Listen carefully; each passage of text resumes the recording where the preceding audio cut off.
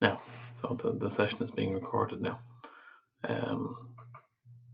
Okay, so one thing I just wanted to start with this evening is something I think is very handy to have, which is, the way I like to draw it anyway, is a triangle.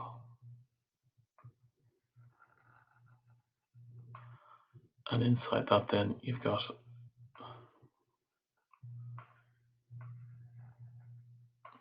three triangles.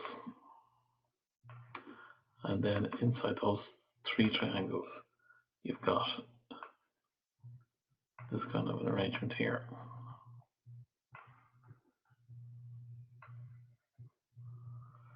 Now, I think the top one then is quite, let's just type in, so V I R. It's very handy because you can sort of remind yourself straight away that V is equal to IR. But equally, you can very quickly see that I is equal to V over R, and also that R is equal to V over I. So the diagram is very helpful for quickly picking those things up, to remind yourself if you kind of forgot what the relationship is, because it's basically Ohm's law, and Ohm's law is crucial to all this stuff. So that's okay.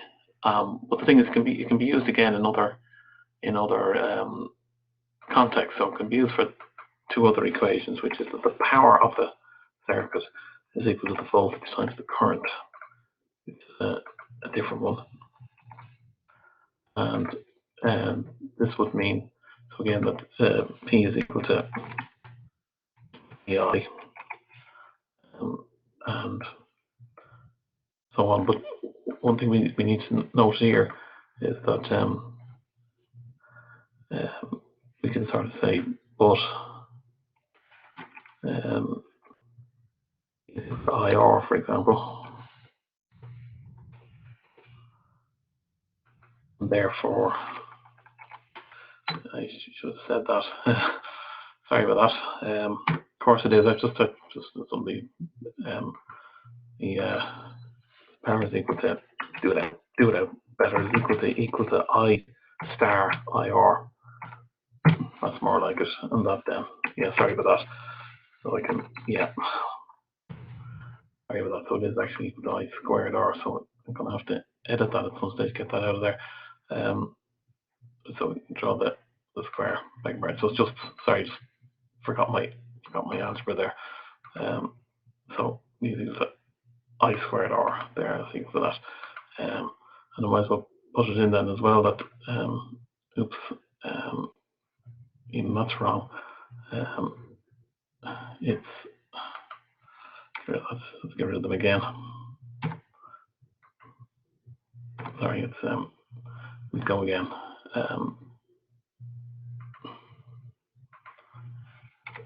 Minus that P is equal to I R star I is probably the best way of saying it.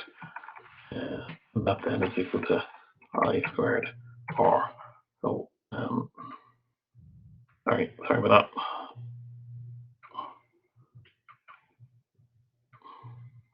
Move that down there like that. So the same reasoning is so we can also say that P is equal to D VI. So we can also say that I is equal to, as we said, I is equal to V over R. So we can also say that P is equal to V star V over R. V over R is equal to V squared over R. So I can just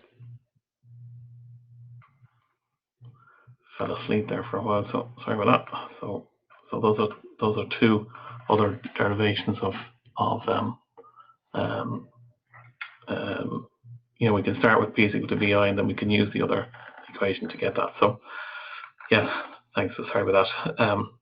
So just to return to that question, do we know what is the relationship between charge and current?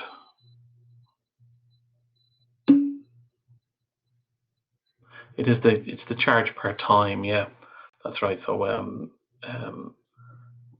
in capacitors it's important because if you like Q is equal to IT. So if you have let me see, if we have a capacitor here like that,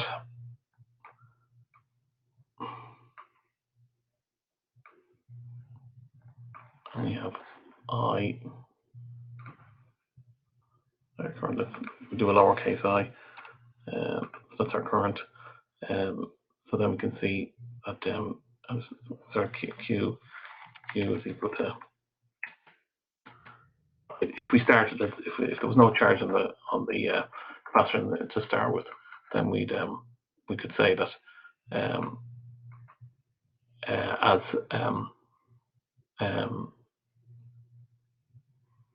we can say that as time passes and the current is flowing into the capacitor, the charge will increase linearly with time if I is equal to if I is a constant. But it's sort of to say it more precisely, like in terms of math, it's like it's actually I. I'll do it as a thing. It's actually I equal to doing it, with integration, that it's dq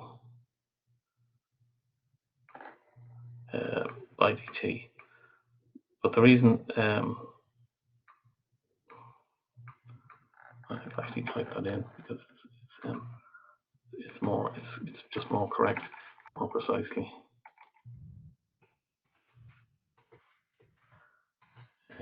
The reason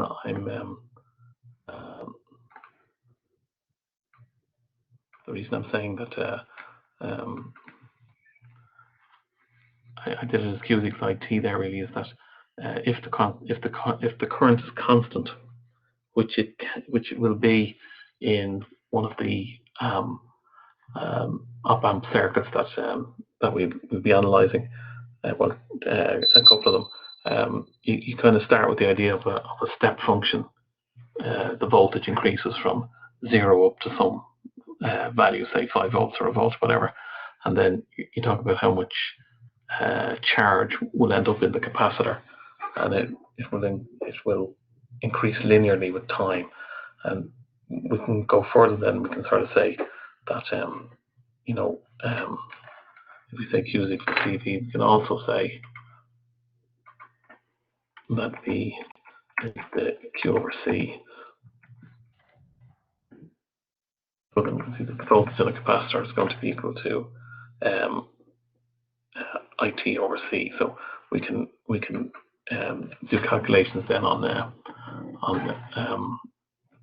the effect of a capacitor in the feedback part of an operational amplifier. That was the point I was coming to. So yeah, I think the top of this triangle is quite widely used. The other two are used as well. So I think it's better to always draw the full triangle the way I have it drawn there, because it sort of automatically means that we remind ourselves of these three relationships, all of which are important in their different ways. So just by way of just an aside, because it will come up later on then when we're talking about op-amps. Now,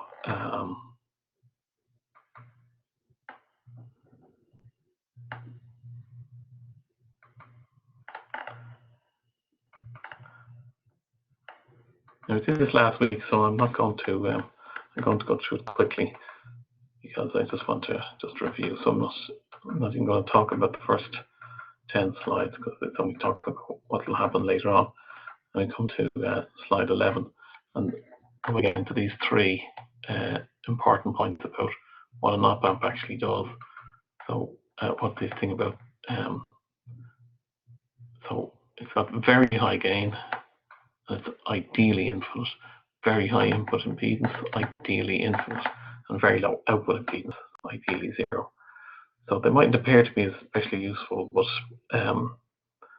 they are, because you can sort of think of it as being when you're looking at the inputs, you're kind of seeing what's going on, and then when you're on the left-hand side driving the output, that's when you're doing something.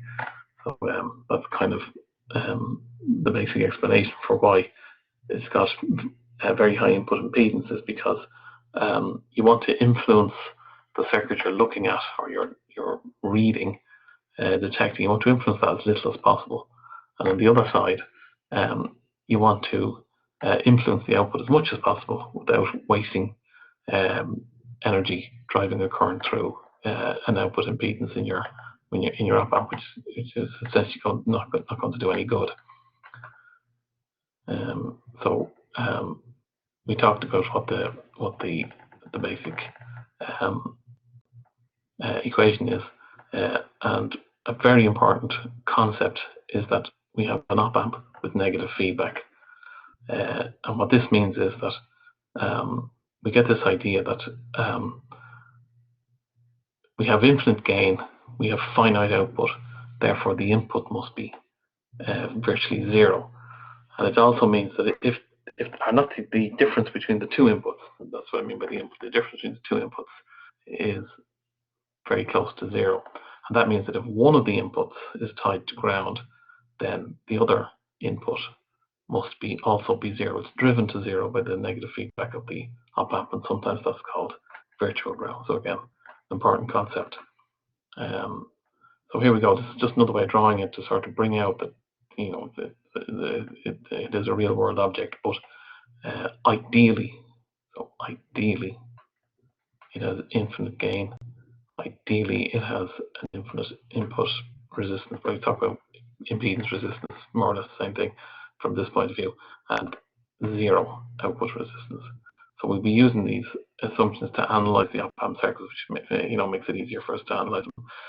When we say it's not an ideal op-amp, then that needs a different type of analysis, but that's for a different time. For a very large percentage of the time, you can assume that an op-amp is an ideal op-amp, and not have to worry about sort of the small differences between what a real op-amp does and what an ideal op-amp does. So this is just an argument saying that you like this impedance here. This is like your op-amp. It's like, remember, this is, type it in again. Ideally, it's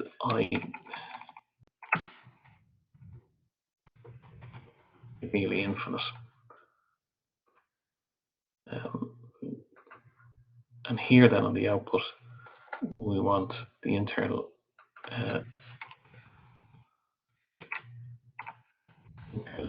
impedance of the output of the op-amp is ideally zero.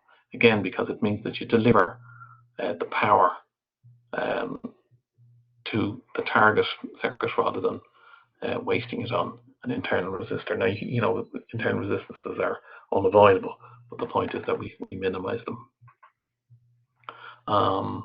This again was talking about, this is an op-amp with negative feedback, and negative feedback just means that there's a connection between the output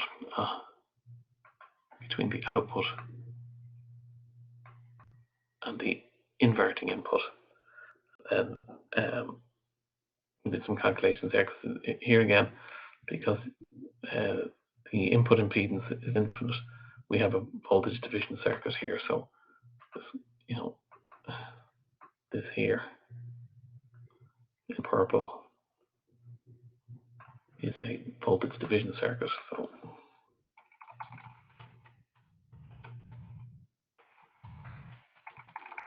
That's how we can get that. It's described here in the notes as a divider. But yeah, so it's the voltage division circuit. So when we know the two values of R, we can work out using the principle of voltage division what the voltage at the inverting input is. But actually, it's kind of the other way around. It's the relationship. While it's true, if we know the output voltage of this circuit, we can deduce what the input voltage is, but it's actually the output voltage is actually being driven by what the value of the input voltage is. So I just clear that then. This is one of these things.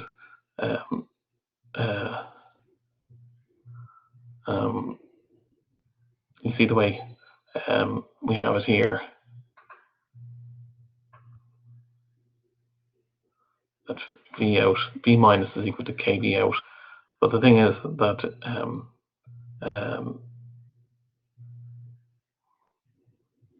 well,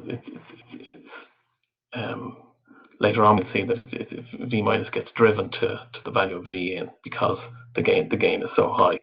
But in this case, we're working it out differently. We're just saying that if we think that in terms of the voltage circuit, we get V out is going to be some gain times V in minus KV out, and we just work out what the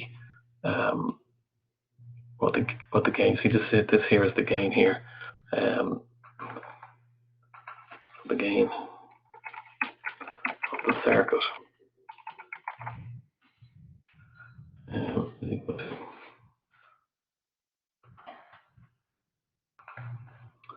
so we have to remember too there's a difference between we have the gain of the op amp and we have the gain of the actual circuit, and they're not the gain of the circuit is different from the gain of the op. The op amp basically has an extremely high, and if it's an ideal op amp, it has infinite gain. But this is another way of doing the analysis, which sort of doesn't make the assumption to start with that the gain is infinite, that the gain of the op amp is infinite.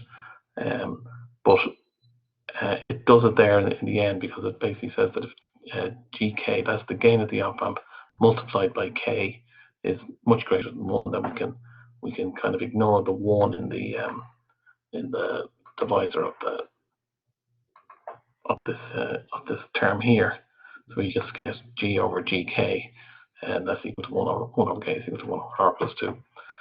So again, we cover that last time. So this is the thing here. We have this thing called, we have our golden rules, which is that no current will flow into the inputs. In other words, so, and we can say it a different way if we want. No current will flow into the inputs. In other words, impedances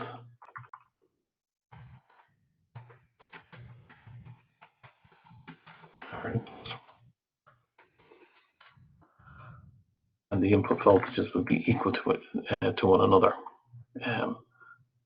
Yeah, so this means so if one is tied to 0 for 0 or virtual ground. Something I'm typing or virtual ground.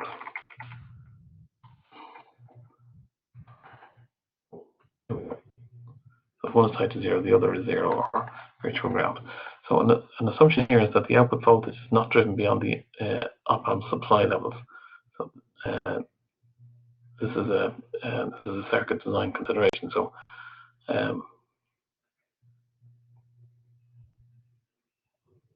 yeah, that's kind of in it's in the use of the term ideal op amp.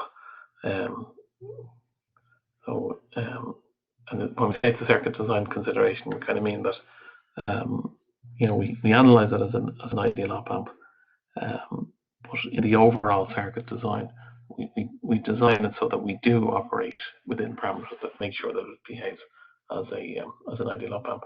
And the most obvious one is that if you hit up against the output limits, you're not going to it's not going to behave as an ideal op amp anymore. But we can very often just put that, just keep that assumption alive, because it's sort of assumed that we have a circuit designed that will operate, that is actually intended to operate within the parameters that make it approximate to an ideal operational amplifier.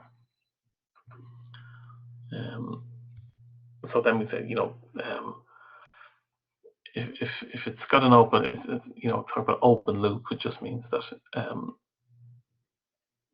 the gain of an op amp when no feedback is 10,000 to 100,000. But again, it's subject to this thing that the limit is imposed by the fact that the voltage can only go so high.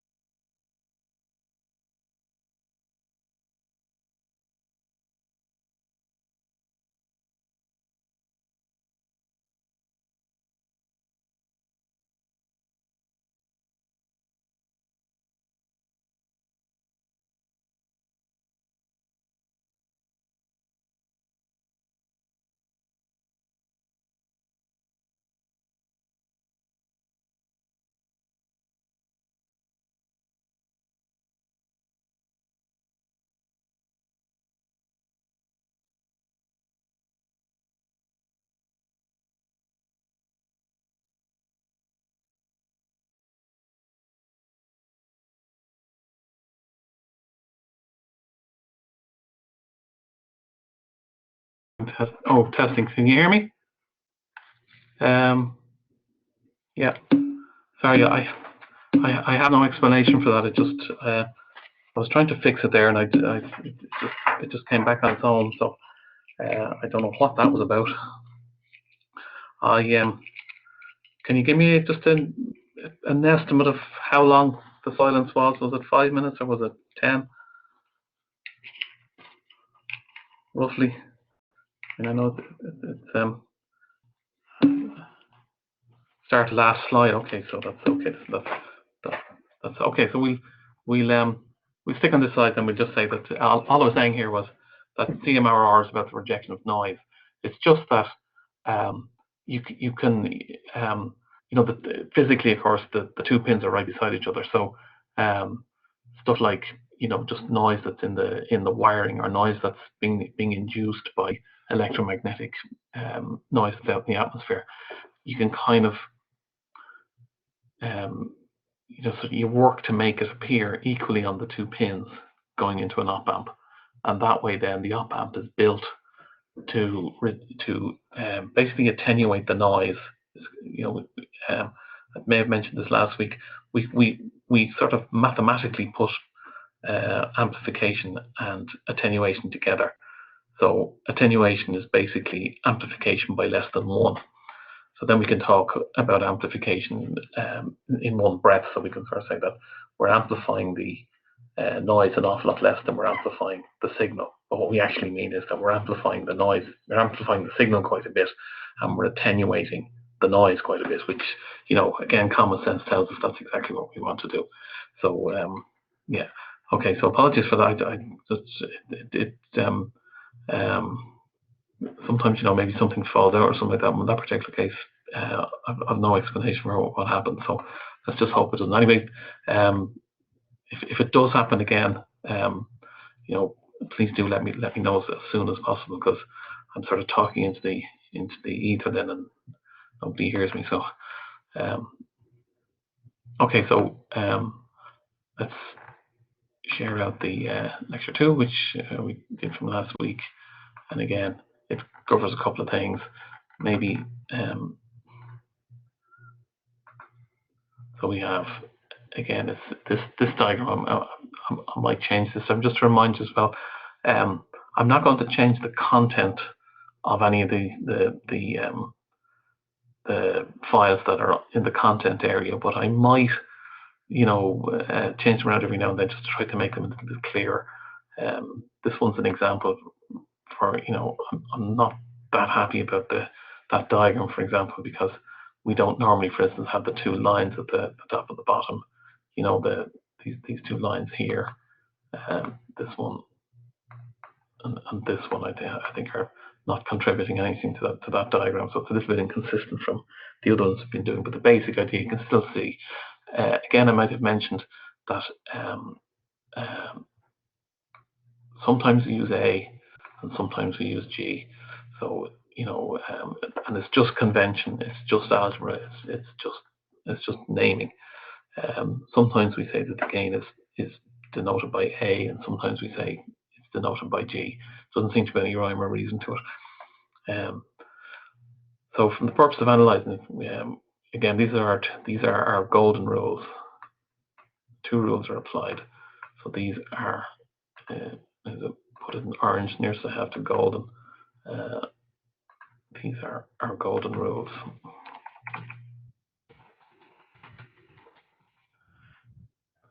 No voltage difference between the 2 input pins in an operational amplifier with negative feedback. So it's in an operational amplifier with negative feedback.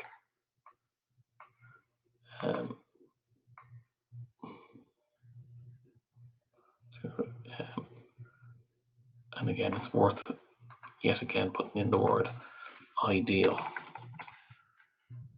The ideal op amp.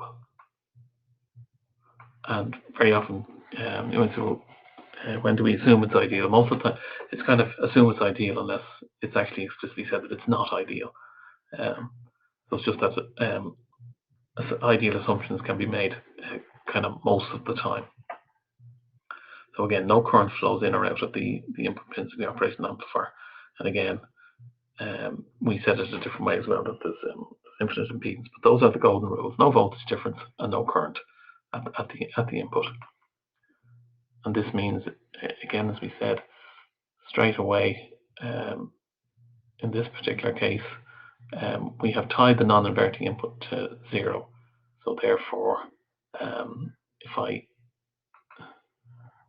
put a question mark there,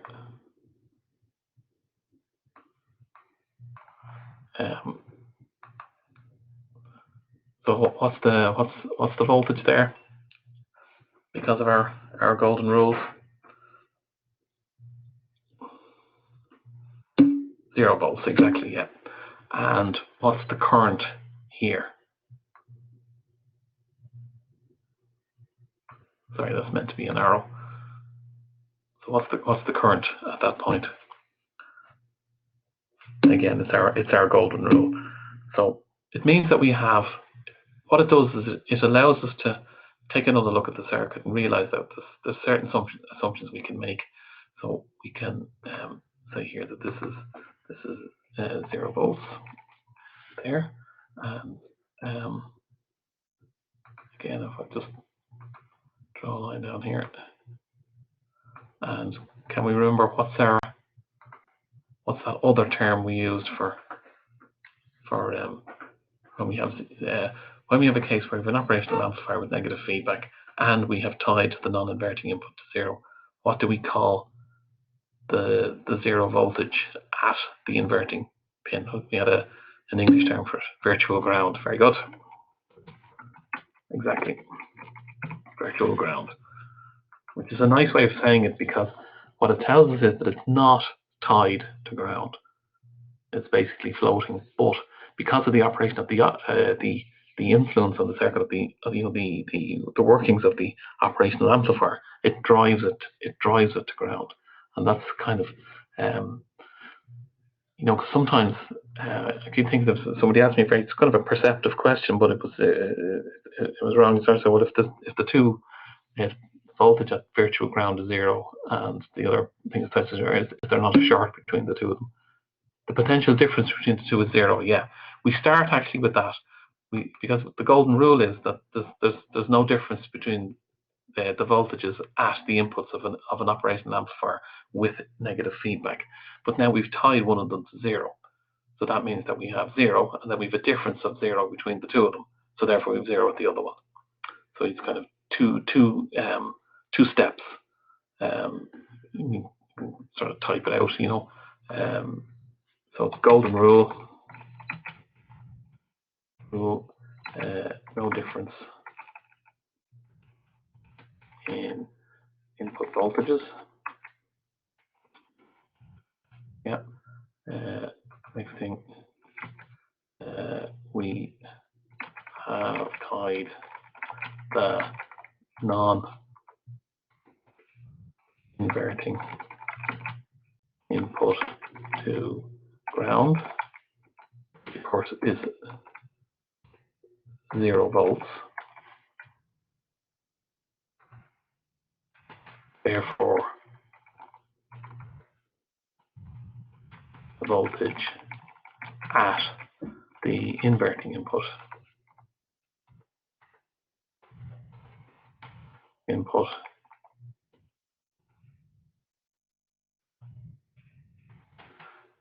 equal to 0 plus 0 is equal to 0 volts. So that's how we get there. We say the golden rule tells us there's no difference between the input voltages. We've tied the non-inverting input to ground, so that's 0. And then we sort of say, well, the operation, therefore, because we have an operation amplifier with negative feedback, the voltage of the input must be equal to 0 difference between it and the other pin, and the other pin is tied to 0. So therefore, the voltage at the inverting input is 0. And it gives us kind of power then, because we have sort of little bits of the circuit then that we can focus on, and we can start saying things. And one thing we can say straight away is that the input, the current, as we've called it, I in, the current being driven by the input voltage, i.e. that's going through the input resistor. So this is the input resistor here. This is our input current, and there's our voltage input. So that voltage, that current has to be equal to this current. And the reason is the feedback current, and the reason is that the current kind of has nowhere else to go. So it's one of these kind of, we're kind of using logic here. We're saying, well, let's go to the purple here. Here it comes. It's coming through here. It gets to the junction there. It can't go into the input of the operation amplifier because our golden rule tells us there's no current goes that way, because it's got infinite impedance into the op amp. So the current must all go this way. Therefore, I is equal IN is equal to IF. And notice that the arrow is kind of important here, because you'll see some minuses turn up, and we've got to explain the minuses. What it is this is here is a voltage drop. So again, voltage drop.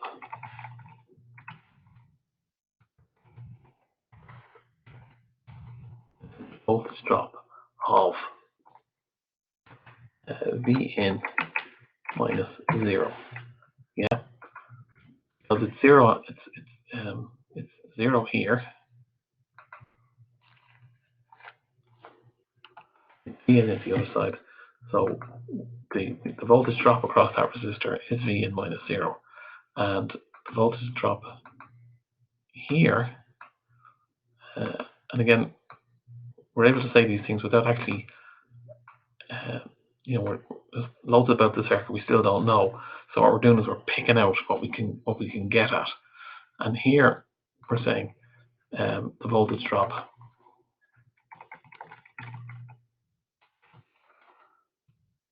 of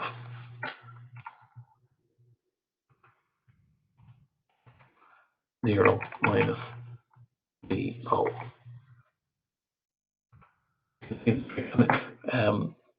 It's all based on the arrows.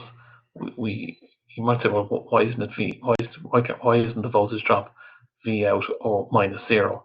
And the reason is simply that we have imposed arrows on this diagram, and when we use arrows for our currents, remember what the arrow actually means. The arrow doesn't mean that the current is going that direction. What it means is that the current, if it's a positive number, is going in that direction. So you know what I mean? Like, what we've done again is we've mathematicized what we're talking about.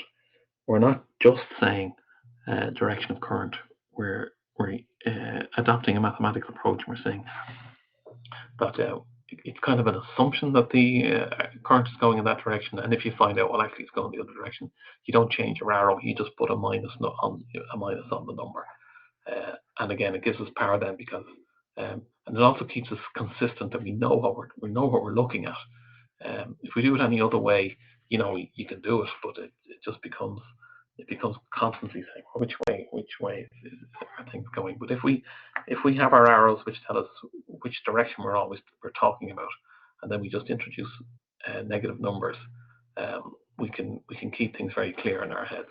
So there's a small price to pay at the start is just that conceptual idea that if we say current is flowing in one direction with a minus number, then we actually mean it's going in the other direction. But because we're now thinking mathematically, so we can take it in our stride.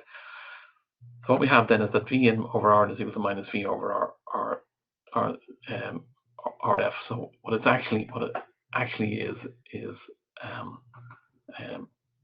it's V in minus 0, and it's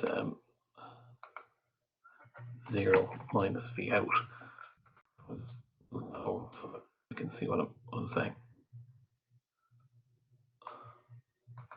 So that's why it's minus. So we have V in minus 0 is the voltage drop over the input resistance, and 0 minus V out, so minus V out over RF, is the voltage drop over the feedback resistor, and they're the same. And therefore we come out with our calculation that V out is equal to minus RF over R in is equal to V in, and it could be said then, well, probably, therefore G, like the G equals to minus RF over R in.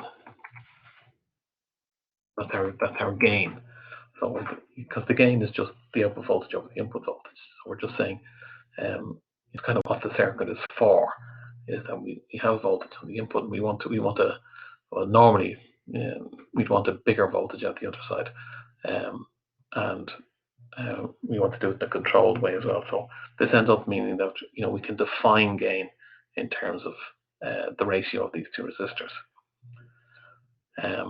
Now this amplifier can attenuate a signal. It can attenuate a signal simply because if the feedback resistor is less than the input resistance, then that number becomes a fraction that's less than 1. So V out then can be less than V in. If that's are the resistors in series? In effect, yes, they are. Yeah. If you look at the, can we just clear it off? I suppose. Can we? Yeah, we can. If we remember, because you could say that there's a resistance at the input of the inverting input of the operation amplifier, because it's so high, and in fact because we're considering it as an ideal op amp, so therefore it's infinite impedance. We can kind of just say it again. We're saying no current comes this way, so we're only considering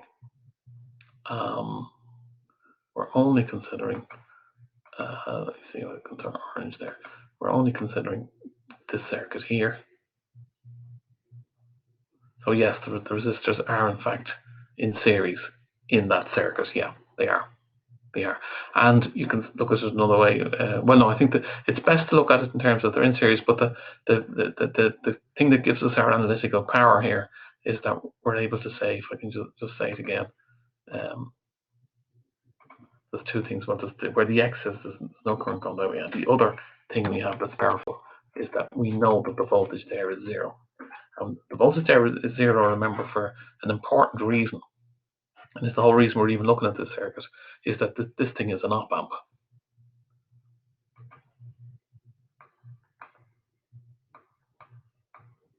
This thing is an op amp.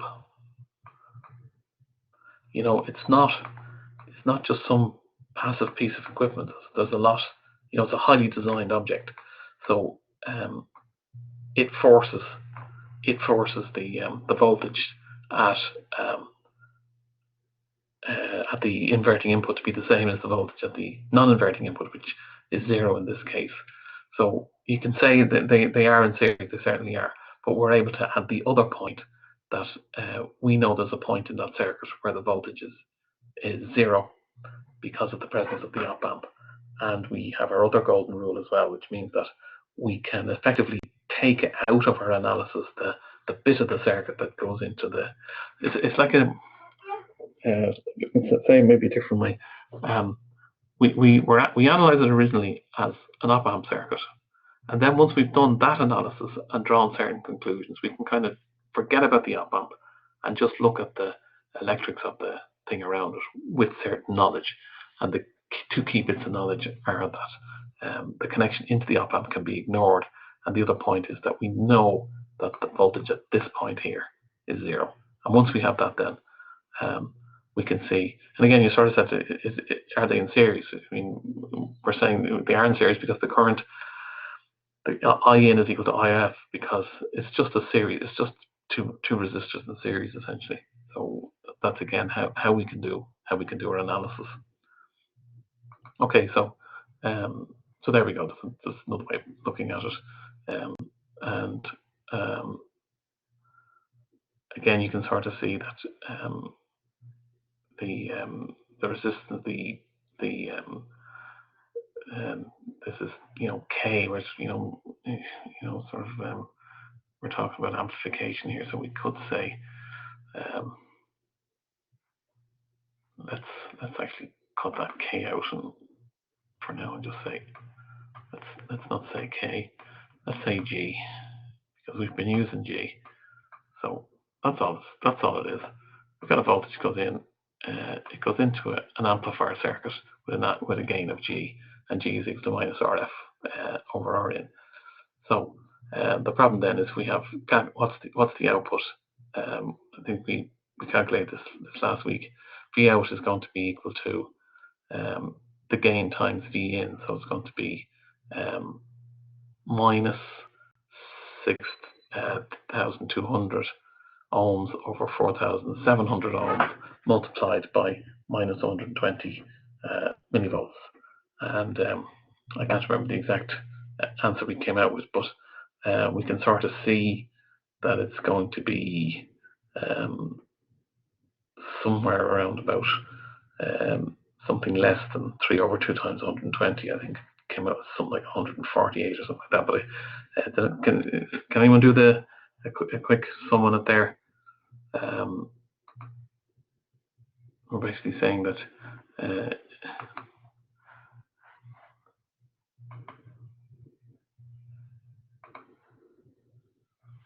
so we're saying that it's equal to minus 120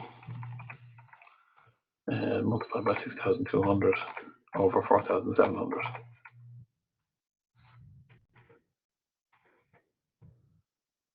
Well, I got 158.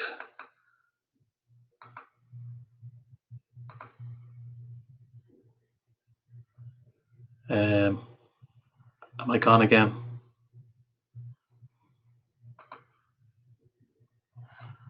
Unbelievable.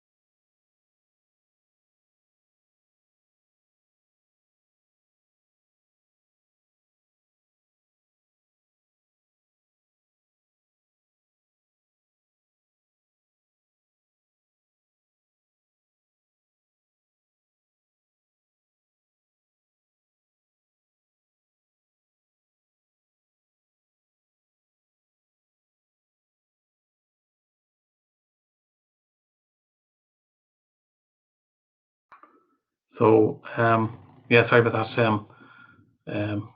Something happened. Microsoft Edge just seized up on me, so sorry about that. So yeah, 158 points. In other words, minus 120. So I suppose I should say, yeah, it's 158. Let's say 158 millivolts. Yeah. So this is, well, I suppose it's analog electronics. So sorry, I'm kind of without actually adding any. No, it's just multiplication. Yeah. Not sure what you're asking there. It's just it's simply, you know, it's just minus 120 multiplied by the amplification effect of the circuit. Yeah. is what we're saying. So it's just there can be other circuits where you do things differently, but here you just not out of power. There's no need in this case. We're not talking about where power. We're just talking about we're just looking for what the voltage would be. You, I suppose, are asking the point about what effect we're not drawing any power at the input. We're not drawing any power here. Here, we're not drawing any power here. That's true. Well, there is this is your input here. Remember, we're not actually told any more than this. That this is just what we're told about what the voltage input is. The other point about this, I suppose, is that in this particular case, as mentioned before, that it can be an advantage of amplifiers if they present an extremely high input impedance to the source. But in this case, it isn't actually true.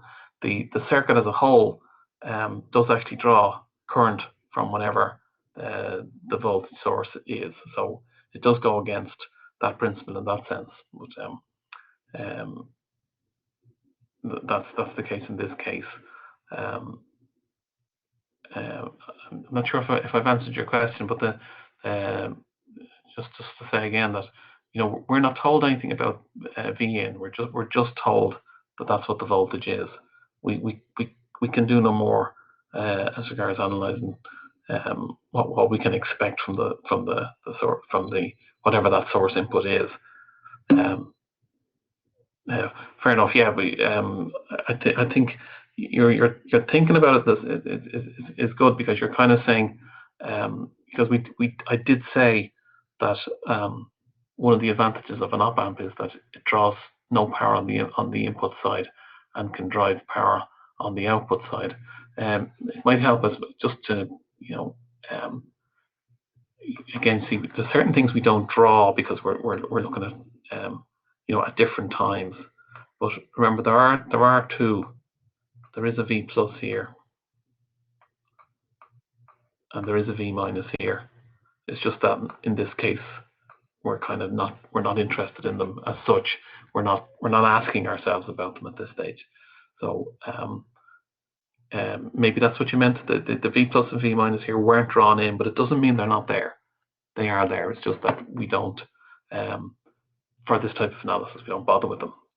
That's all it's saying. I think that's a fair point too. That we sort of shorthand what we're doing, and there actually are some other inputs in these things that maybe we'll have a look at as well later on. But from the point of view, we say it's an ideal op amp, so we sort of say, well, we're just assuming that whatever source voltages are supplied, that they can meet our requirements. Bit of an assumption. It's if you're really sort of doing something in a practical way, you sort of have to ask yourself, well, is it really going to operate as an ideal op amp? And maybe there's cases where it won't, in which case you have to think about it. But I think what your question has pointed up is that we are making a few assumptions here. We're making an assumption that the op amp will operate as an ideal op amp, basically. So we're assuming infinite impedances, which is not true in the real world, but it is true of this thing called the ideal op amp. And we're also just simply not asking ourselves about the source voltages. Doesn't mean that in a real situation we wouldn't have to. We would. But from the point of view of this analysis, just to see what the principles are, we just sort of leave them out, basically.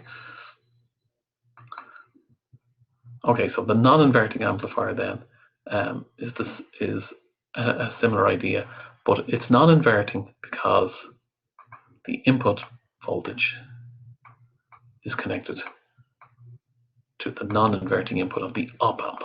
So again, this is an op amp.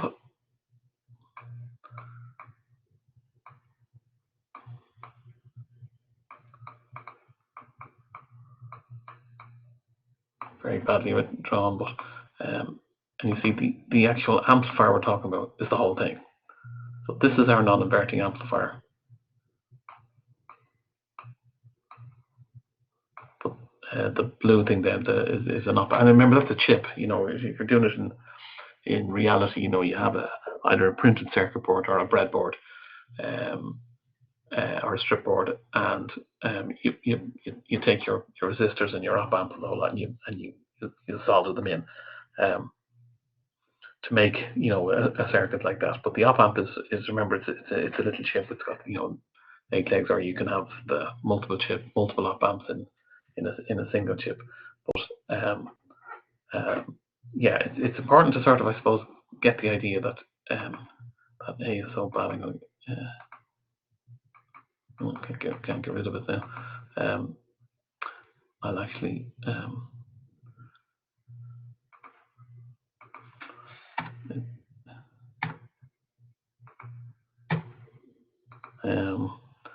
yeah, it's not letting me delete it now, so I might just leave it because I'll be here for ages. Okay, so what's surrounded in red there is the non-inverting amplifier, but inside, as part of that amplifier, is this thing called the op amp. So in this case, we're saying that yeah, there's a current I. Now, just to sort of ask a few questions about this, if I draw a little arrow here, let's go into purple, say.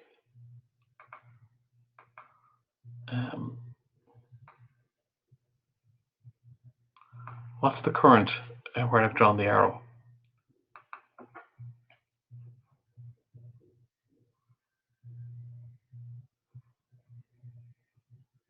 Golden rule again. Yeah, the current is 0. It's just the golden rule. This is an operational amplifier with negative feedback.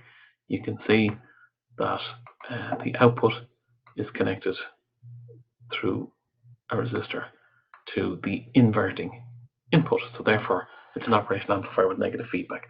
It's a non-inverting amplifier because the input voltage is connected directly to the non-inverting input of the op amp.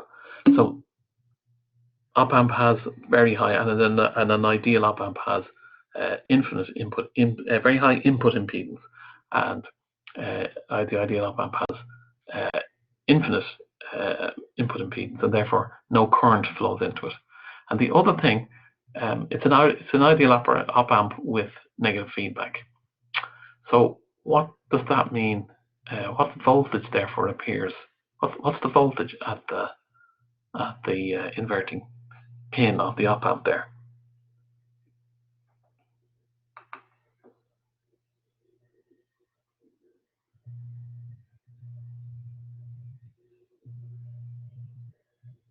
Again, it's our golden rule. No, it's golden rule. Remember, golden rule says, golden rule says the two inputs are the same, and we've tied one to V in, so therefore the other one must be V in, because the golden rule says that they're the same.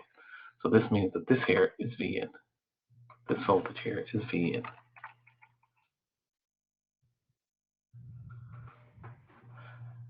So that means it's already drawn in the diagram there that you can sort of see therefore that this is V in, because this here is a circuit.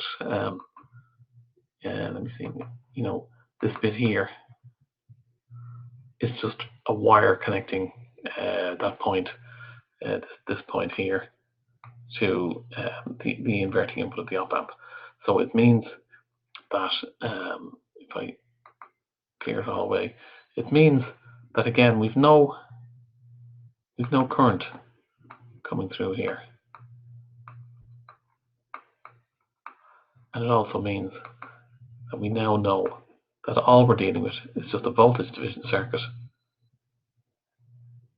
where we know we've called the voltage at the top V out. We know that the voltage here at the midpoint there is V in for our analytical reasons, that it's an operational amplifier with negative feedback, and therefore we know something about the current at the bottom of that circuit. What's where I've just drawn the yellow arrow down the bottom? What's that current?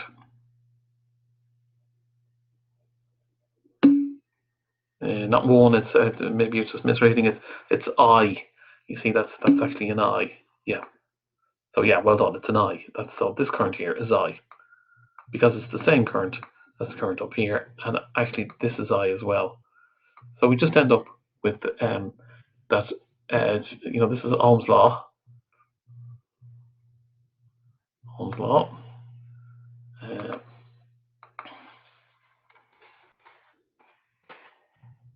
Ohm's law, and this is Ohm's law. Also Ohm's law. It's just two different applications of Ohm's law. Is all that's happening. Is that we're saying that V out over, R1 plus R2, that's the resistance. The resistance between VO and ground is R1 plus R2, and the resistance between this V in value here, back into red, this V in value here, and ground, the resistance is just R2. So we have, and the current, remember, is the same all the way down through from the top down to the bottom. Is I. So we can see that I is equal to, we can say that I is equal to V out over R1 plus R2, and we can also say that it's V in over R2, and therefore we just get that V out is equal to R1 plus R2 times V in. And in fact, we can say then as well that that's actually equal to, it's actually equal to 1, that's actually R1 plus R2, so it's R1 over R2 in. You can see that that's just rewriting it. It's because R1 plus R2 over R2 is equal to 1 plus, is equal to R1 over R2 plus 1 is equal to 1 plus R1 over R2. So it's just a little bit of algebra. So it cannot attenuate the signal for the simple reason that 1 plus R1 over R2 will always be greater than 1. So that's all that's saying. And it has an extremely high input impedance for the simple reason that the input voltage is connected directly to the non-inverting input of the op amp. And as we know, the inputs of an op amp have infinite impedance. So it's a kind of an advantage that the non-inverting amplifier has over the inverting amplifier, that it doesn't draw current from the source, which generally speaking, unless you have special reasons, is generally considered a good thing, not to draw current from the source. So again, you can sort of see with this non-inverting amplifier, again, I think we could just as well have said, I'll get rid of the K for now because it's yet another letter. It's just the gain.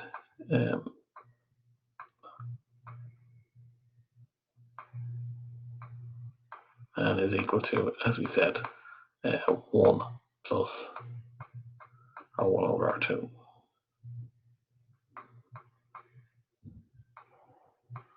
Or 1 over R2.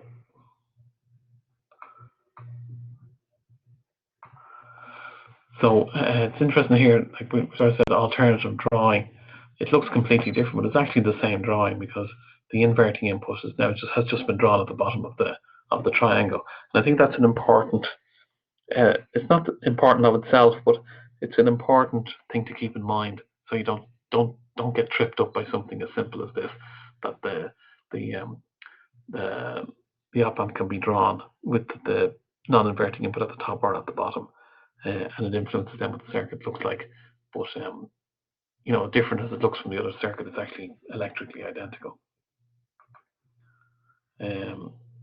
Now, what's this one? Calculate. Yeah, what's V in there? Sorry, yeah, that's an interesting one because remember, I think I might have mentioned this last week. This is a logical point. The output is not driving the input. We're deducing. We're deducing what the input voltage must be if the output voltage is 6 volts.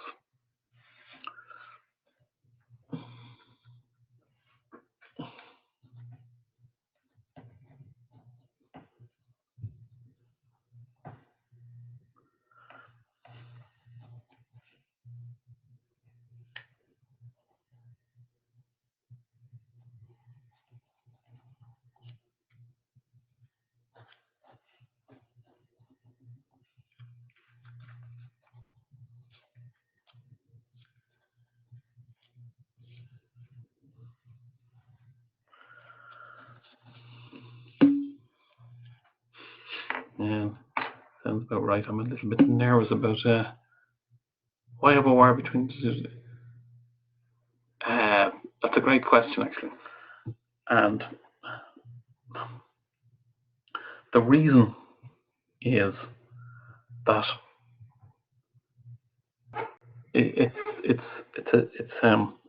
to really understand it, you've got to kind of hold two sort of conflicting ideas in your head, and it's unfortunate that's the way it is, but it's the way it is. Remember, the op-amp, the impedance of the op-amp is very high, but it's low enough for it to operate as an op-amp, if you see what I mean. In other words, you connect the wires because you need inputs into your op-amp for it to operate and to do what it does. But what I mean by maintaining two things in your head, you kind of look at it as an op-amp circuit initially, and you sort of deduce things about what's true about it as an op-amp circuit, and then in your second stage, you eliminate the op-amp from your analysis. But it's only after you've drawn the conclusions that the presence of the op-amp allow you to do. In this case, for example, as I was saying before, you're able to deduce that this, for example, is V in. You deduce that from the fact that it's an operational amplifier with negative feedback. The wire there allows you to conclude that this also is V in. Yeah. You see, if you don't have a wire going between the wire between the two resistors going to the op-amp, then you haven't got an input to the op-amp, and the op-amp doesn't operate in that way. It isn't able to. Well, it just doesn't drive the inverting input to the same level as the non-inverting input if there isn't a connection from the output. It's just how the output. In this, it sort of brings out the fact that the op-amp is not a simple circuit. There's a lot in it, and it's actually built in order to. You got 4.08. To be honest, I actually haven't done the calculation, but it's basically, well, 4.08 is 4.1, so you're all getting the same answer. So I reckon you must be right. But yeah, it's as we said, it's basically what we're saying is that G, if we sort of calculate out G, G is going to be equal to 1 plus 1 over R2, so I think it's so 2,200, so we'd say 22 over 47.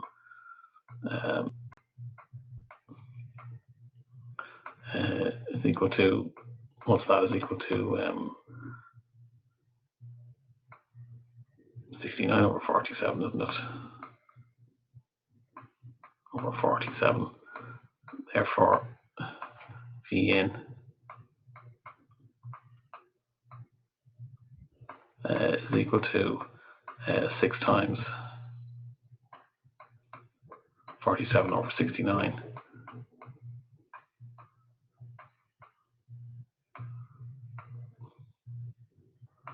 And yeah, I reckon that's about 4.1 because 47 over 69 is about 2/3, and it's 48 over what would that be? 24, 72. Yeah, so 48 over 72 is exactly 2/3. So yeah, 4.08 to 4.1 sounds about right to me. So we say it's 4.1 volts. So yeah, thanks for that. It's just the last time I went to calculate something, my system froze here on me. So I think 4 you got the same answer. So I reckon, and you can sort of see the reasoning there. So I think you have it. Okay.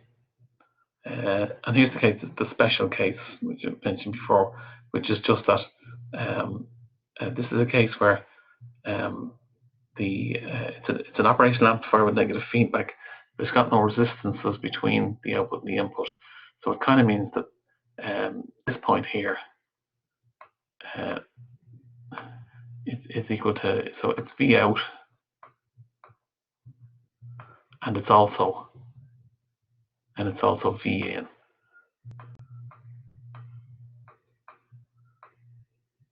So therefore V out must be equal to V in. That's all it is. And the point is that it's used to interface signal with a high output impedance to a load.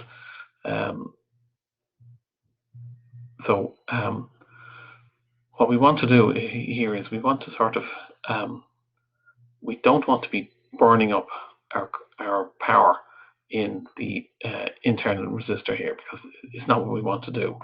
You know, we have there's something here we want to do, and you know, I'm being a bit vague, but you know, we might want to drive another stage of an electronic circuit. We might even want to drive current through a light or something like that, or you know, even a small motor or whatever. And we don't want to be burning up power here in this resistor. That's kind of a resistor that we've decided we can't do anything about. So what we can see here is that because this is 10k here and this is 10k here, you can start to see that this is 2.5 volts here. Again, just a voltage division circuit. We've a 5 volt source. We've two 10k resistors. Halfway between the two, then we're going to have 2.5 volts. Then we say after, what we have is we've 10k going into, remember, infinite impedance here. So we can say that here, infinite impedances.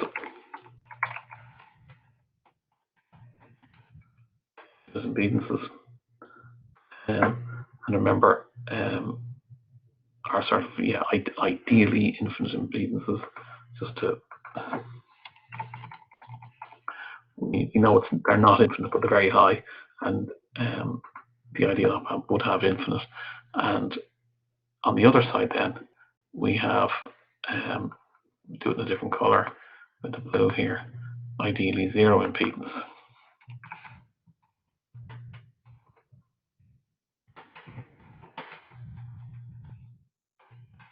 What it means is that whatever power is driven out through the output of the op-amp, all of the power will be dissipated in the 10k resistor here, and that's what we want. We want, basically, we're delivering power through that resistor there.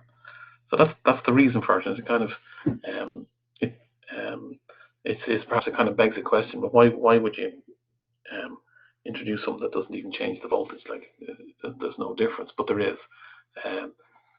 You're essentially, basically what you're doing, I suppose, is you're removing the effect of the internal resistance of the transducer we've drawn here on the overall circuit with the introduction of an op-amp. So that's as far as we got now last week. So I've kind of taken a little bit longer than I expected to do it this week, but we can move on now to lecture 3, which is different sources to follows the same kind of reasoning. So here we go. Again, this is an operational amplifier with negative feedback. So what's the voltage here?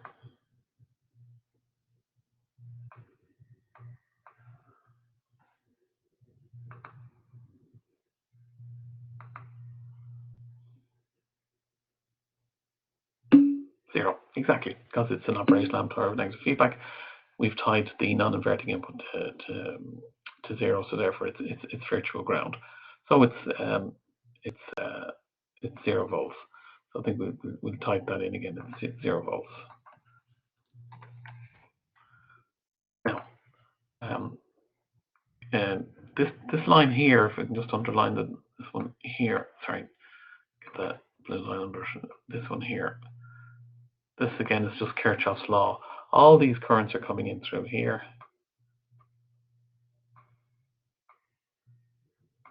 And Kirchhoff's law basically says whatever current comes out is equal to all the currents that come in. And remember, no current is coming this way. because of our other golden rule, which is that no current flows into the inputs of an op-amp. So we get that, and again, it's minus for the same reasons that we said before. Actually, that's never noticed before. That's actually wrong. I'm going to have to change that because that is actually wrong. I've been emphasizing that the arrows tell us that IF is equal to the current out is equal to all the currents in. So I'll have to change that. That's just wrong.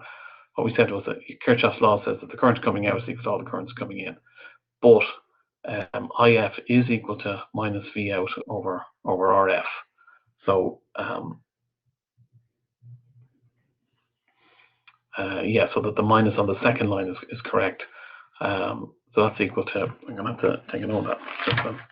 That gets changed when I leave the notes up. So IF is equal to I1 plus I2 plus I3. And then we say that IF is based on the voltage drop across the feedback resistor, which is 0 volts minus V out. So that's minus V out. That's over RF is equal to V1 over R plus V2 over R plus V3 over R. So we get that V out is equal to minus RF over R times V1 plus V2 plus V3. And can we see then if RF is equal to R, then we just get that V out is equal to minus V1 plus V2 plus V3. So yeah.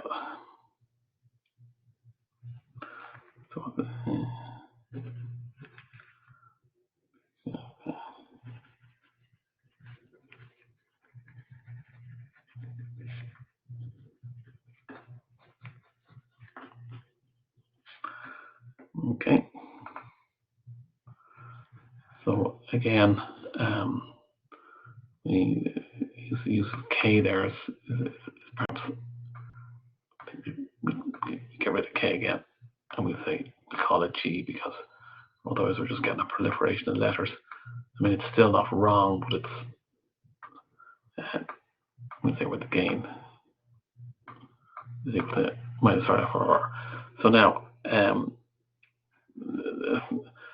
this problem here is actually slightly different from what we had a second ago, because this time the resistances here are not the same, but the same principle applies. It's quite a complicated calculation, but basically what we do is we add all the voltages together. So we have remember we have I, so V is equal to IR. So if we draw our little diagram,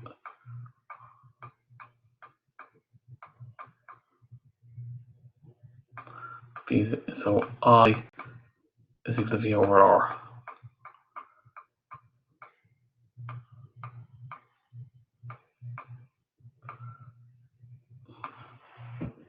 So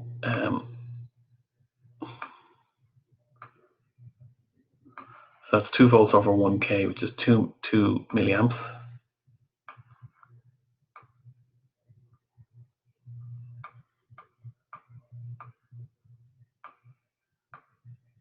What's the second one, do you think? 3 volts over 5K is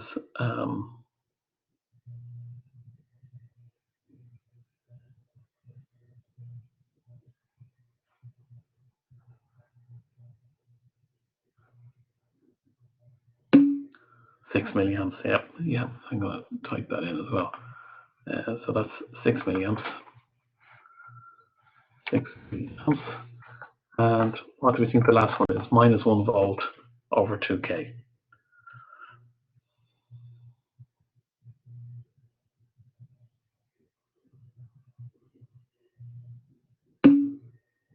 Minus 0.5. So yeah, so it's minus, let's say minus 0.5, just to make sure it's all very visible. So that's minus 0.5 milliamps.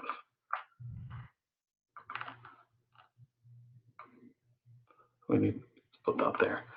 So what does that mean that what's this current here, the feedback current?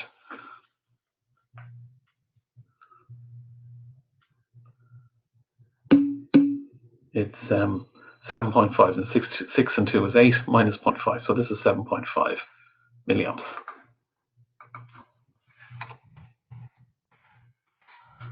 Yeah, so therefore, what's V out? Because remember, we know that this is 0 volts here.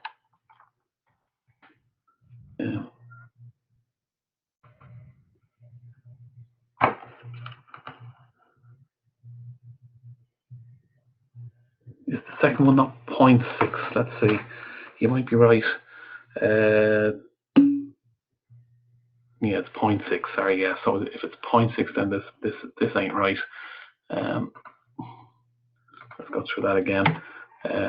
2 over 1, 3 over 5, so 6 over 10, 0.6. Yeah. There with that. Yeah. So that's let's say that's 0.6 amps. You're right. Put that in there. Therefore we have that it's 2 milliamps plus, so that's 2.6 milliamps minus 0.5 milliamp. So I make it 2.1 milliamps. Yeah. 0.1 milliamps. 2.1 milliamps and 5K. So that's 5. So that's I make it 10.2 volts, but remember it's minus 10.2 volts.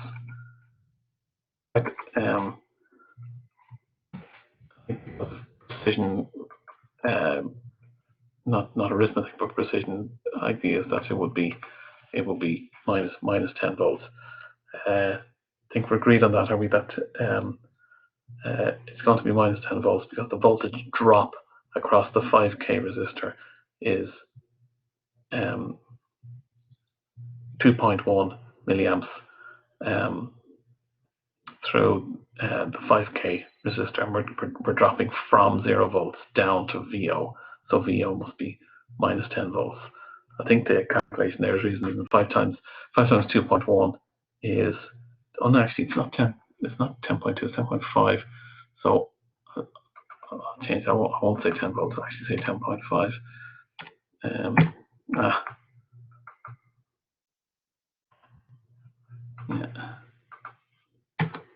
Yeah, it's let's say minus 10.5 volts. All right, 5 multiplied by 2.1 is 10.5, so we have minus 10.5 volts. It kind of means that, unfortunately, this little equation up here at the top can't apply down here because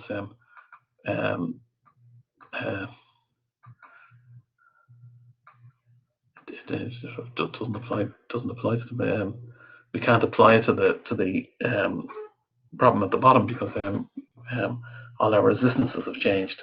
So we have a variety of voltage going through a variety of resistors. So we have to go back to first principles and start working out our currents, add them up, and do our voltage drop. So as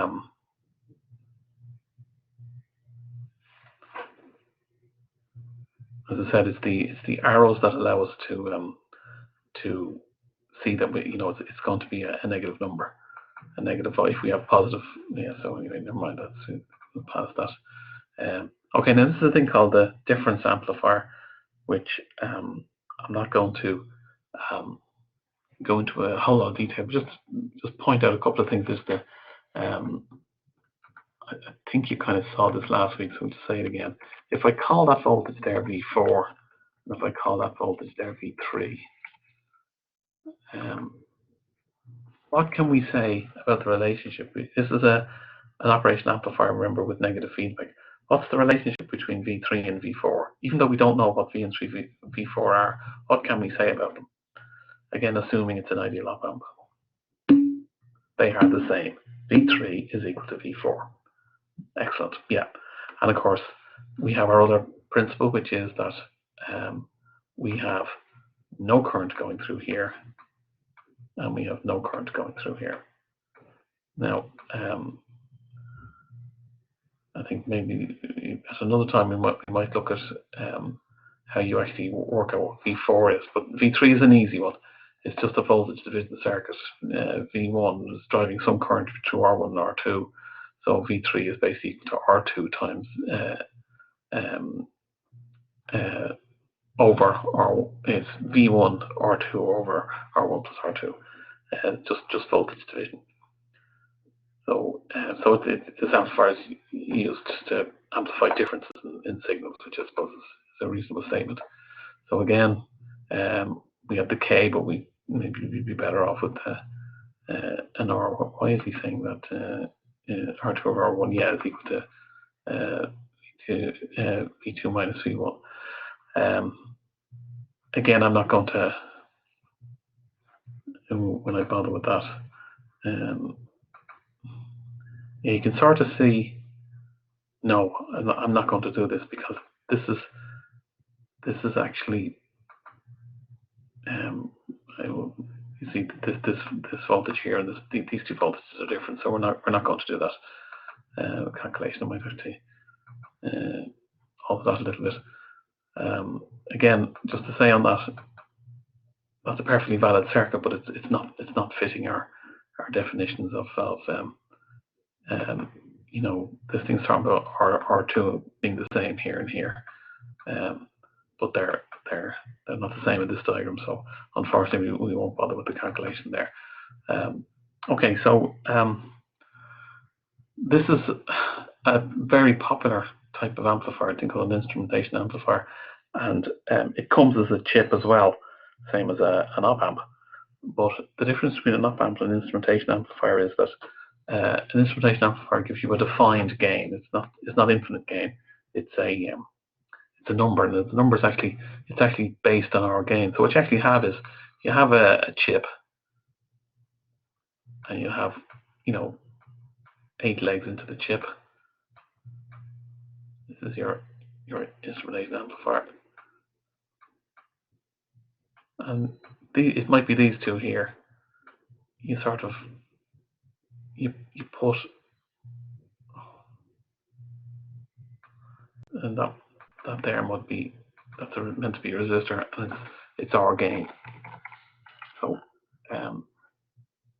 the point about it is that all the other resistors are actually inside the in-amp.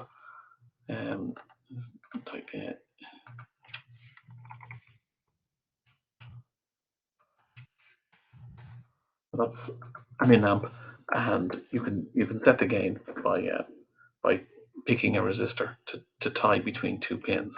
I'm not saying it's necessarily those 2 pins, but 2 of the pins are reserved so that you can connect a resistance that will define what gain the instrumentation amplifier has.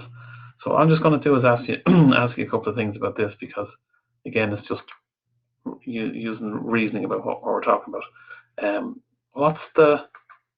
You can see that these are all op-amps, by the way. Maybe that's not obvious, but these are, we've got 3 op-amps here.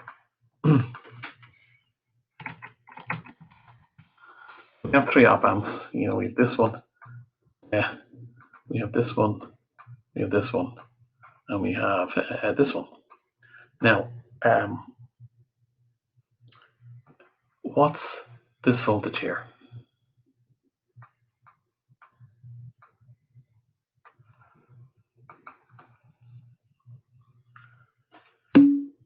It's V2 because it's an operational amplifier with negative feedback.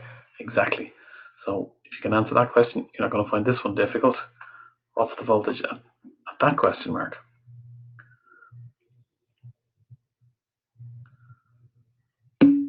V1. Exactly. What's the current? What's the current there? And what's the current there?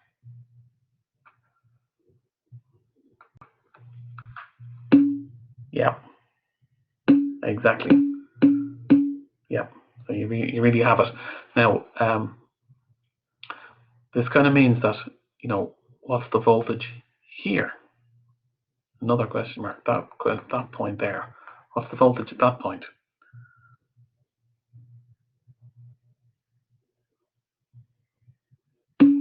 V2. Yep. It's V2 for the simple reason that there's a short between it and the inverting input of the operational amplifier, and we've already established that that's V2. So we just clear all that off. We just say that this here is V2, and this here is, as I'm sure you can see, is V1. So what happens with this analysis is that you work out what the current is here.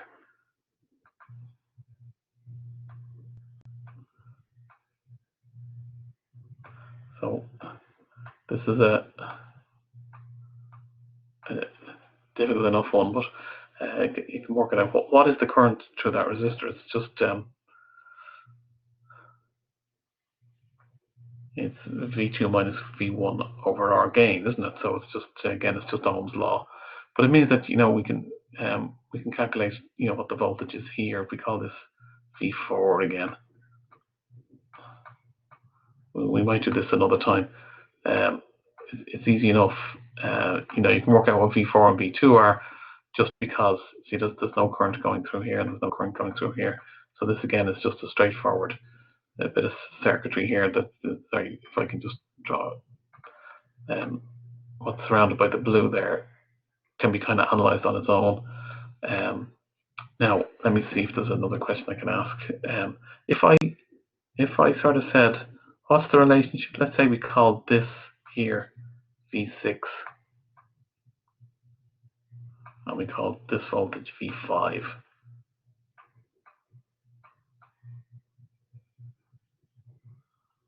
What's the relationship between V6 and V5?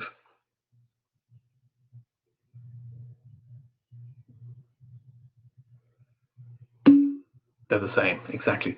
Because once again, this is an operational amplifier with negative feedback.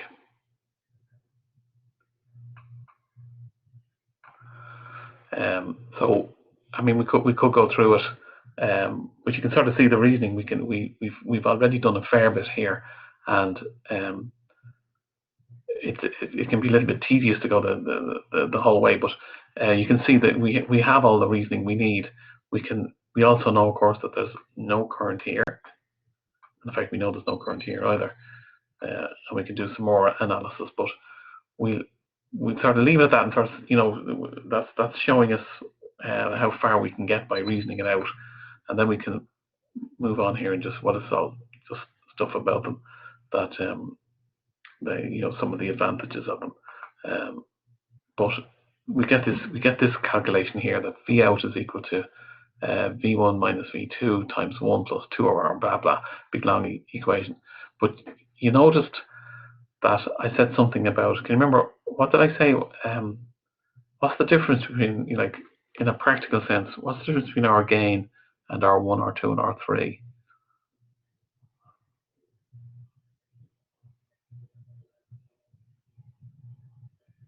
Remember, I drew the in amp over on the side.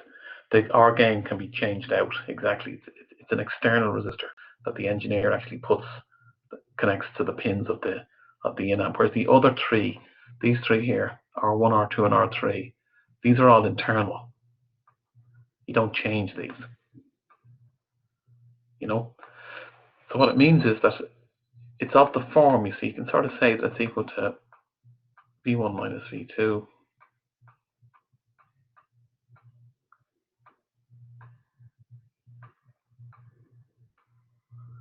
and we can just sort of say that's A plus E over R gain.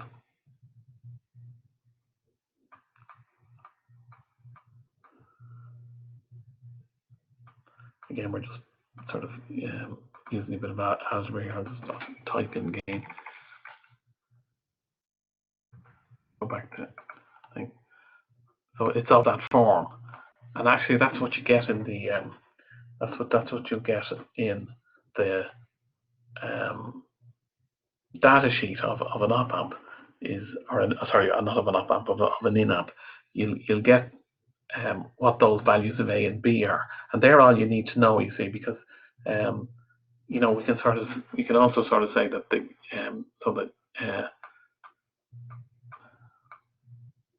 we're sort of saying that the gain of an in amp is equal to A plus B over R gain.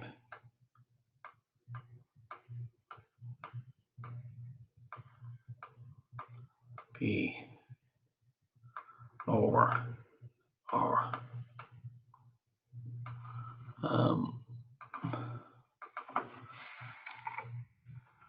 Yeah. So after all our complex analysis of the insides of an instrumentation amplifier, we actually end up with a fairly simple equation that we can use, because we can actually go to the data sheet, and we can actually see that it'll tell us that gain is equal to something like 5 plus 25,000 over our gain. So if you want the gain to be 10, then you can work out what our gain needs to be. So it's a very and it's all you need to know about an in-amp. We've had a look at how it does it, but in a practical sense, you just need to go for that equation in the data sheet, and you've got the ability to set the gain of your instrumentation amplifier. So I won't do any more. There's a calculation there, but I don't think we'll bother with it, because it's almost more important. It's an easier calculation, but it's a more important one to keep in mind, which is that if you know A and you know B, and you know what gain you want, then you can work out what gain resistor you want to connect onto your instrumentation amplifier. And okay, we're not gonna bother with that. It's not a problem. Okay, so we might as well just push on a little bit, and where is it? That was 3. So okay, we can have a look at 4. Now just a quarter of an hour left, so we're going to get a whole lot of this done. But this is just to point out that op-amps can do other things as well. Okay, an integrator is a device to perform, integration.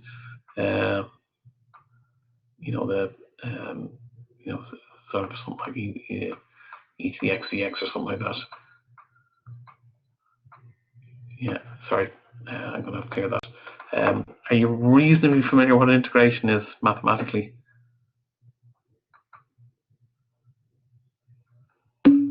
Yeah. Okay. Good. It's not. We're not going deep into integration here. We're just taking a quick look at how it's more a historical thing actually. Anyway, back before there were digital computers as powerful as there are now, there were actually analog computers, and they used to be able to do calculations really quickly. And you would set them up, with all this analog circuitry, and you could put a voltage in representing a number at one end, and you could get a number out the other end really, really quickly. That would be the result of some complicated calculation. So that sort of stuff was done, and it's got to do with the history. But it's easy to say that. But the other thing to say is that it turns up elsewhere as well in terms of filtering, which we'll be covering later on. So this is more to sort of, again, it's just analysis, just to sort of do a little bit of analysis on the same thing. So we can see again that IN is equal to IF. Again, we know that because there is no current here, and therefore, and to say it again, whatever current is coming in this way is going to go this way. It's going to go down to here. After that, we can't say any more than that, but we can say that much, that IN is equal to IF. Therefore, VN over R, which, as you remember, is VN minus 0 over R, is equal to, now, this bit here is a bit compressed. We said with our triangle, we said that Q, we had Q at the top, we had C, and we had V. So Q is equal to CV. But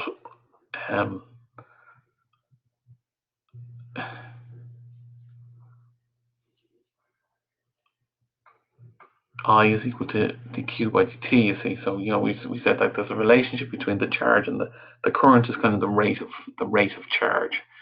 So I, it's very compressed the way it's done here. So it should expand it out.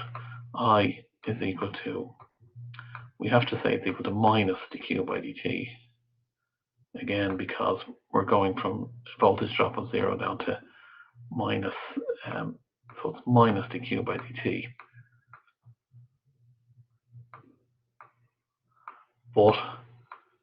But Q is equal to Q is equal to CV, according to our little triangle up there. So we can see then that if IF is equal to minus Q by dt, it's equal to minus C.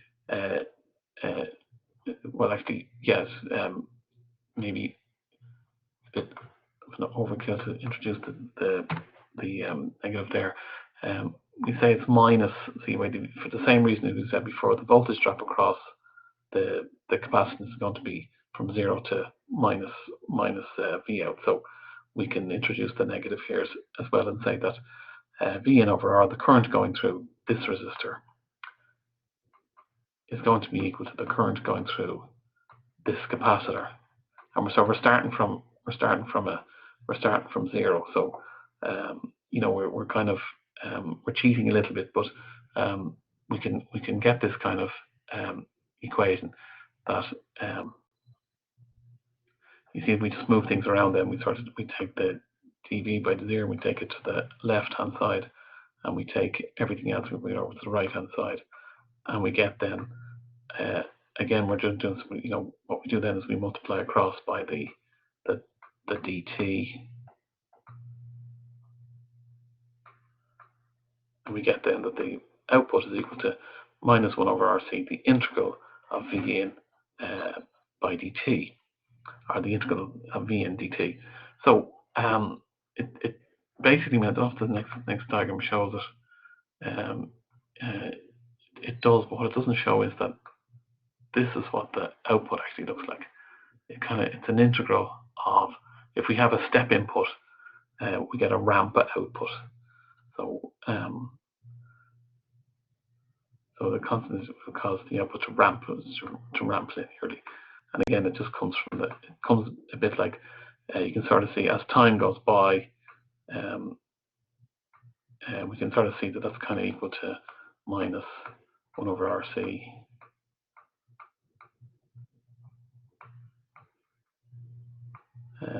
V in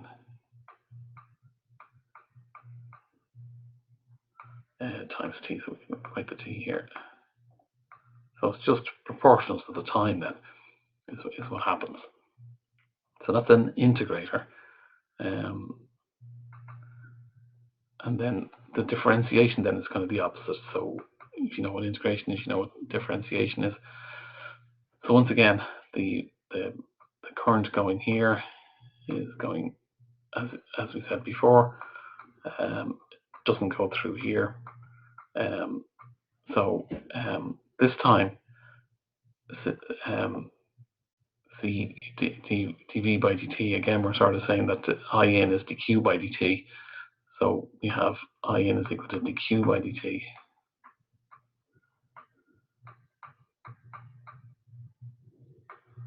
Equal to dQ by dt.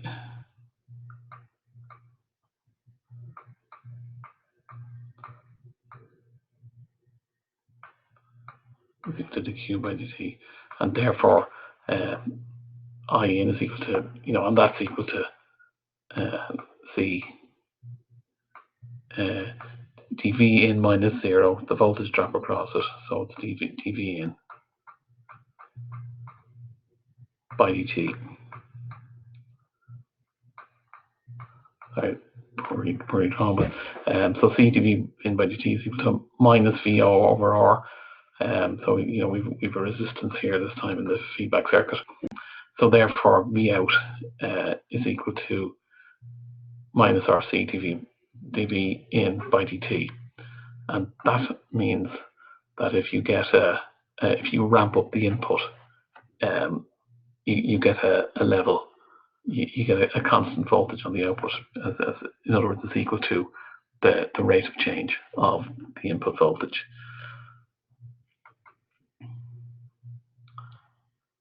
So this concept here is there is a thing called a comparator, which just doesn't bother with feedback. It just means that if V1 is greater than V2, then the output is just going to be equal to, you know, the output just comes here and it just goes this way. And if V1 is greater than V2, or V2 is greater than V1, we get that it just switches and it just connects to the negative input. So there's no feedback and it's an open loop. So it sort of quickly switches from one to the other. So it's just used for on-off control, which is fair enough. So, you know, if you've got, you just apply a voltage across the input, you can get an amplification of that. But it's very similar to what we were saying before, but only this time, you know, for example, when we said the buffer circuit would make sure that the output voltage was the same as the input voltage. This is sort of a step down from that almost. It's just sort of saying that if you have a positive difference between V1 and V2, you're going to get plus VCC out the other side. And if V2 is greater than V1, then you're going to get a negative VCC at the output. It's very simple, but it has its applications. So this is one of these ones where we talk about, you know, that there's a photoconductive cell, and what it does is it would sort of reduce the resistance of this unit. And if it reduces the resistance, this here is a voltage divider circuit. Again, remember there's no current flowing here, so it will reduce V2. And if we had made sure that V2 was higher than V1, see the way this happens a lot as well, I haven't really mentioned, which is that quite often V plus here will be, you know, a positive voltage, but V minus very often is ground, and in this particular case, V minus is ground. So for as long as V2 is higher than V1, and sort of the Zener diode there, we come across those things, for diodes.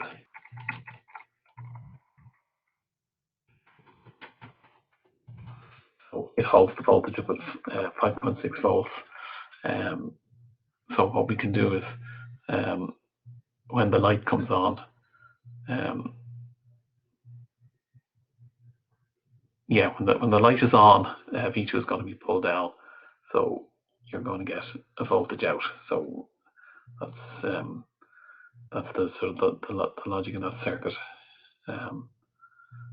which you might think maybe it should be the other way around, but never mind. You can see the principle that we're just able to use this thing here as a comparator, and you can build circuitry around it then. So that's a comparator there. That's a, you know, so that's op-amp used as a comparator.